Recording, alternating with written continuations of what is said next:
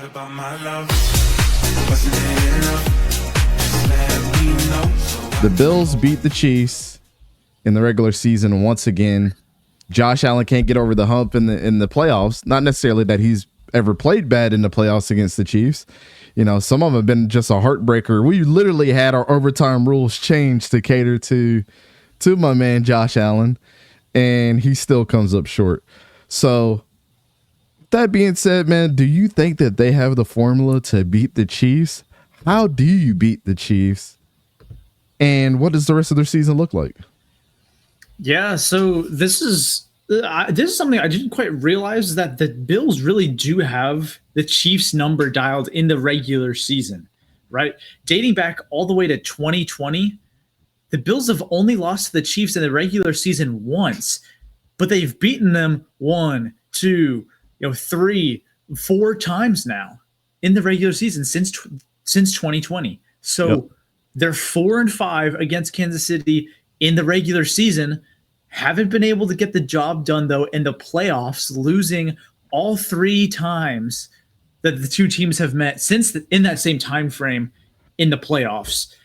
Yep. So, right, like, what is going on? Well, these last 2 matchups where these teams have played, where the Bills have won. So, just this past weekend, and then back in early December of 2023, the thing that really stuck out to me was the time of possession difference. And even when you go back to the Bills win against Kansas City in October of 2022, each of the last 3 games, not only have the Bills won the time of possession, but these last 2, they've really dominated it with around 35 minutes of possession. They control the game, right? And on top of that, they play good defense.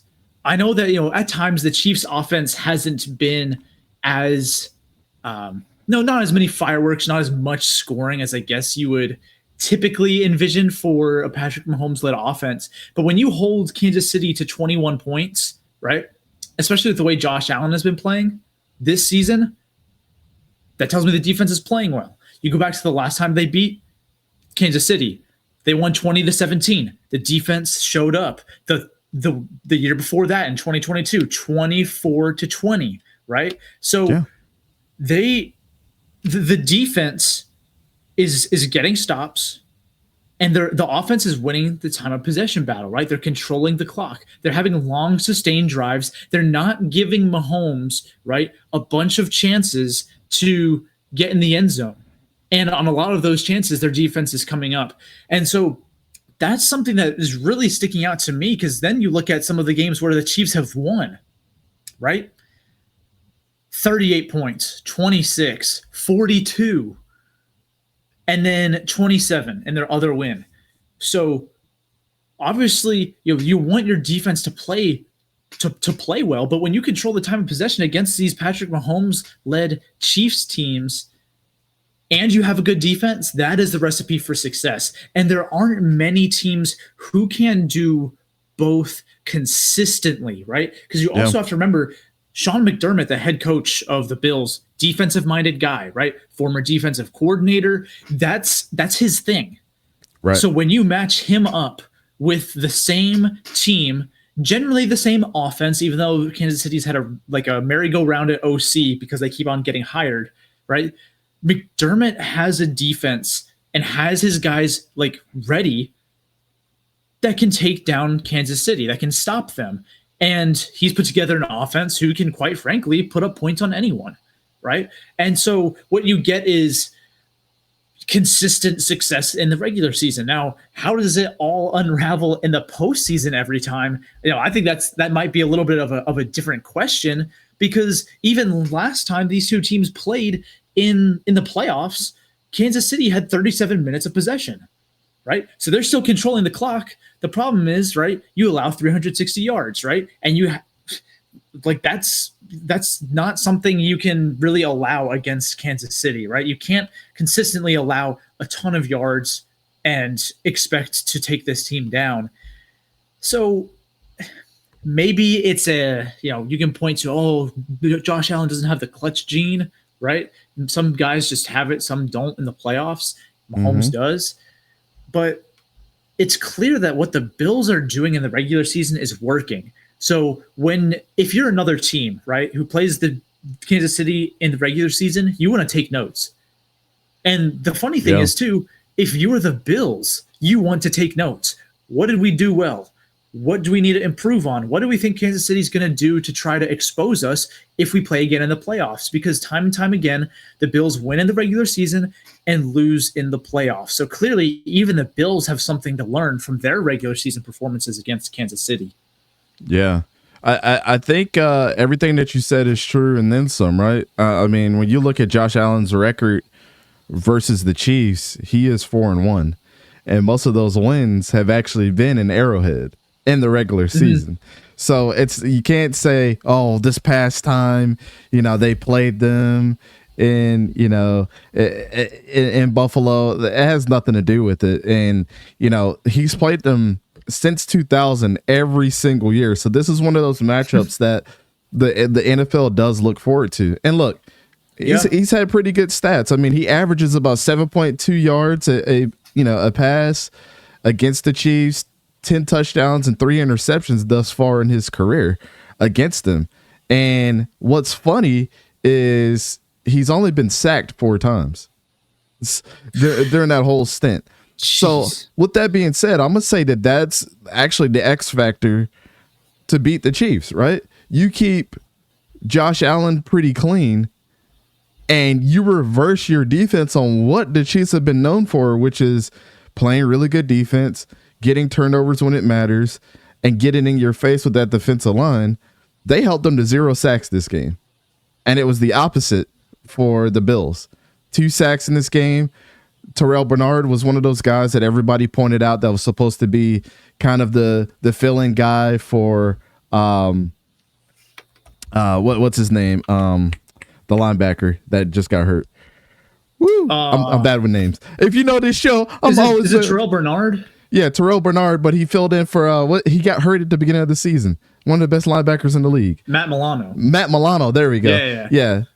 So his name was getting brought up a lot because Matt Milano got hurt, right? So, a lot of things that we wanted to see out of their defense all year long was how well that they were going to recover from, Micah Hyde not being present and also Jordan Poyer not being there anymore. So Damar Hamlin stepping up this year. He's had a fairly good season. Yeah. But really and truly, one of the MVPs of this team, who I thought was complete cheeks, like going back when he was with the Rams, has been Taylor Rapp.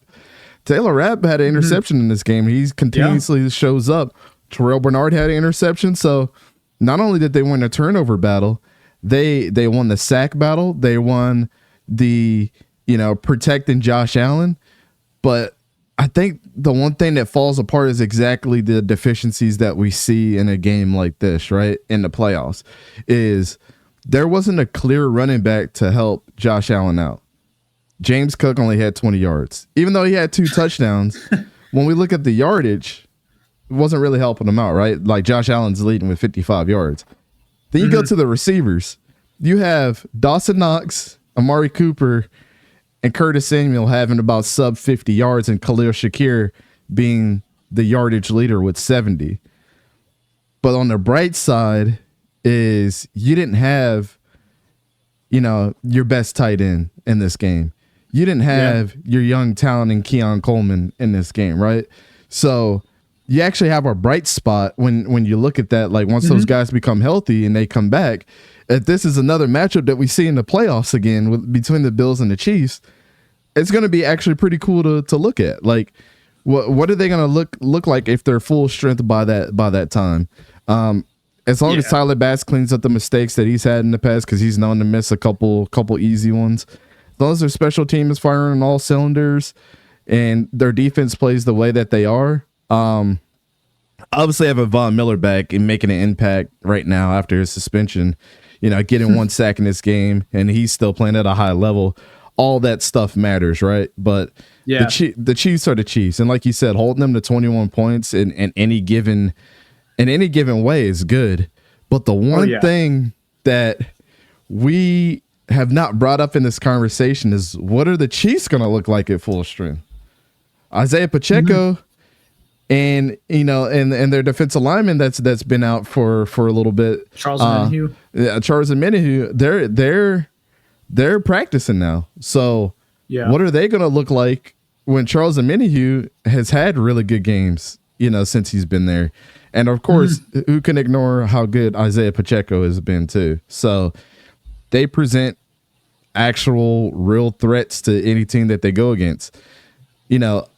Port is saying in the comments, who's y'all Super Bowl prediction as of right now? You look at the game that just had between the Bills and the Chiefs, and to say that they're not probably the favorites in the AFC is kind of hard to say. Because their deficiencies are not really what will lose them games against other teams.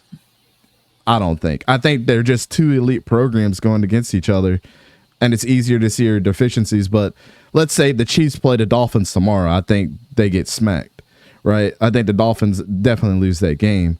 Yeah. It's just Josh Allen's a different caliber of quarterback at this point in time. If I had to guess, I would still say the Chiefs are probably still the favorite, especially when they get back to full strength. And I would say probably the Lions right now in the NFC. But that's just with my rose-colored glasses on about both teams. Yeah, the AFC, I think of these two teams along with Baltimore, probably the contenders, the primary contenders. But Baltimore's looked iffy at times, especially, they have that loss to Las Vegas, on their record. People, you can say, oh, they shouldn't have. If they played again today, they'd lose. But or they'd beat the Raiders. But they lost, right? That's on their record. It happened. And, that film was out there. Teams have seen, how essentially a way to beat these guys. And against quite frankly, a not very good opponent. And the NFC, they're two of the hottest teams in the league right now, and Detroit and Philadelphia are over in that conference. And it's, again, both teams have in different ways kind of shown shown that they aren't, they're not invincible, right? You look at a team like Philadelphia, good game, this past week, but then you play, Jacksonville and it was a win, but you let them come back. Granted, if you follow that up with a good performance with, some ups and downs against another good team in Washington. But again, I think that you still have a good handful of teams that can win the Super Bowl. And I don't really think that handful of teams has really changed since the beginning of the season. Because I think if you had said, Detroit, Philadelphia, Buffalo, Kansas City, and Baltimore are all really the Super Bowl contenders, I would have been like, yeah, that makes sense at the beginning of the season. Yeah. So I don't think too much has changed, even though we're about to go into week 12. I'm still waiting for some other teams maybe to pull off some more upsets, because we already saw the Raiders take down the Ravens, and like you were saying, Dante, earlier on, you never know when one of these, if a team with a losing record sneaks into the playoffs as a wild card, not whether they make a run or even just take down the right one game. Yeah, like if you get the right matchup and you have some things go your way, you could cause trouble here. And I think that's why I'm things can change so quickly, but those right now are my 5 teams who can win it. It's just it's subject to change. You know what I mean? Like it can change in a dime. Yeah, I agree. And I'll throw a couple team names in there. All right. Right now that you would say are the lowest on the totem pole. And this is kind of strange just looking at the NFL standings. But if the Cleveland Browns catch fire at the right time, it could get interesting, right? I wouldn't want to say that they're a pushover team. So would you agree with that? That shoot, they're a 2-win team, but their record is not indicated on how good that they could possibly be. They play in a very tough division too. They do. Bengals 4 wins. Same thing with them. Let's say probably the toughest division to play in right now, as far as a lot of parity in the league. The Broncos are 6-5, and they're 3rd in their division. With the Kansas City Chiefs and the Chargers on top at 7, or Chargers in second place at 7 wins. And then you go down to the NFC West, which is the weirdest division and the most competitive division. We talked about this at the beginning of the season. They are the best division in football until proven otherwise to me. And it's just because of how far these teams actually get in the playoffs. And you can tell the competition right now. 6-4. Arizona Cardinals are number 1 in the NFC West. Los Angeles Rams and Seattle Seahawks and the 49ers are all 5-5. But I think on any given Sunday, let's say the NFC South with the Falcons, Buccaneers, Saints, and Panthers. I think any one of those teams in the NFC West can beat any of those teams in the NFC South. Mm-hmm. I think any of the teams in the NFC West would be competitive with the NFC North, and that's including Detroit and that being 9-1. I think they'd make it interesting with any of those teams. And especially if they're full strength. Because a lot of those guys have injuries. Seattle has major injuries. 49ers have major injuries. Los Angeles Rams are getting back to form with Puka Nacua and Cooper Kupp finally being healthy.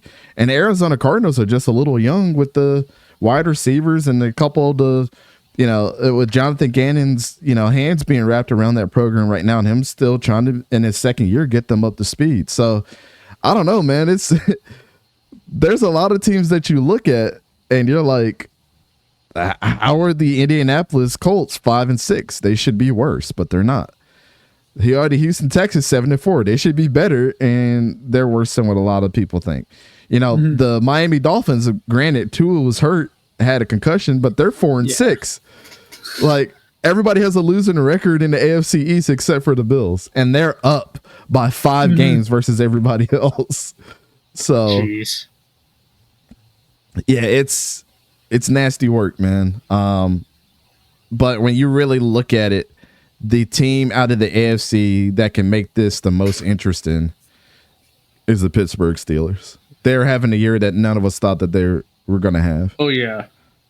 They made some tough decisions, and they've had some injuries too. Alex Highsmith wasn't there last week, and they still won, So yeah, they got some key players that, they've brought in. They've taken out, i.e. Russell Wilson being switched out for Justin Fields.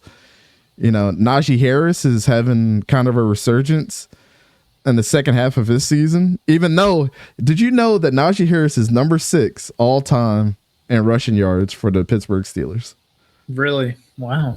And he's been there. What? This is his 4th year. Maybe, I'm not sure. Yeah, I think this is Najee's 4th year in the league, and he's already number 6. Let's think about all the greats that have been with the Pittsburgh Steelers. Yep, this is his 4th year. Yeah. And he's already number 6 all time. I don't know why we thought he was going to take a step back, and he's just, obviously having Jaylen Warren as a number 2 back and threatening the way that he does makes your job a little easier when you go back out there and you add another dynamic to that running game. Yeah. It's almost reminiscent. I'm not saying Jaylen Warren is this type of player, but let's be honest here. When you look at the dynamic of what the Steelers do, it's kind of reminiscent of the Lions with Jahmyr Gibbs and David Montgomery. David Montgomery's Najee. Jaylen Warren is a little bit of Jahmyr Gibbs. Speed versus power. Not saying that they are compared to each other, but that's the dynamic that they give. Power and speed. Did you have Arthur Smith coming in as offensive coordinator after being fired as the head coach of the Falcons? It's very similar to what he did with drafting Bijan in the top 10 after having Tyler Algier as a rookie the year before, rushing for over 1,000 yards, right? Kind of a lightning and thunder type of thing where you have 2 running backs, different skill sets.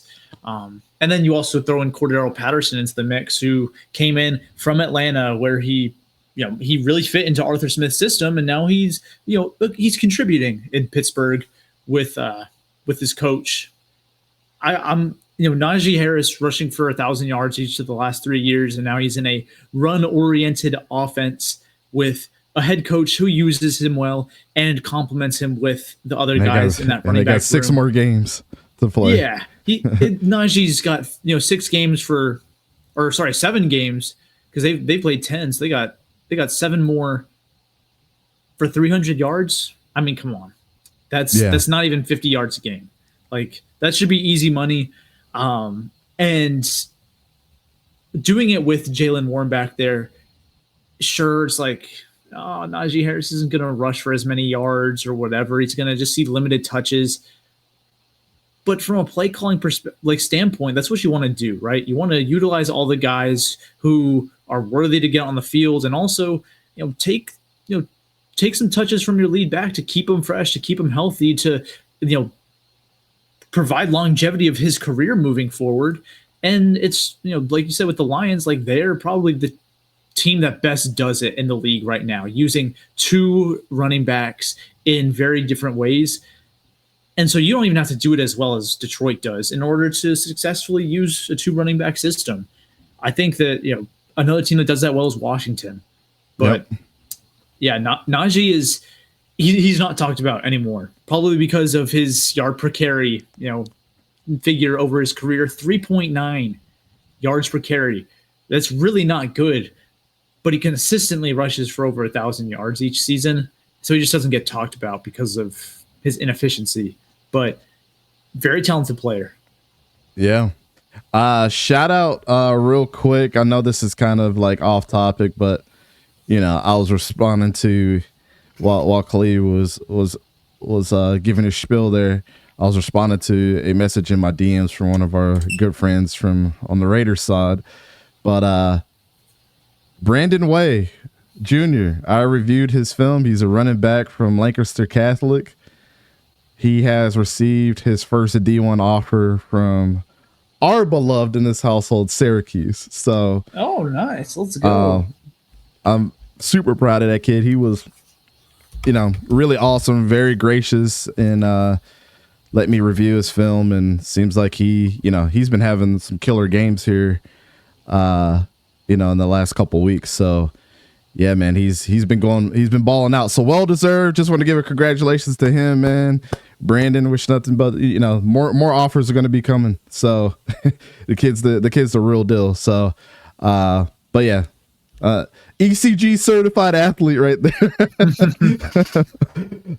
Super proud of that kid. But Real Fan Sports was good, man. Is it Zach and Nonfiction at Real Fan Sports? If you haven't checked them out, they are your fan list. Go check them out.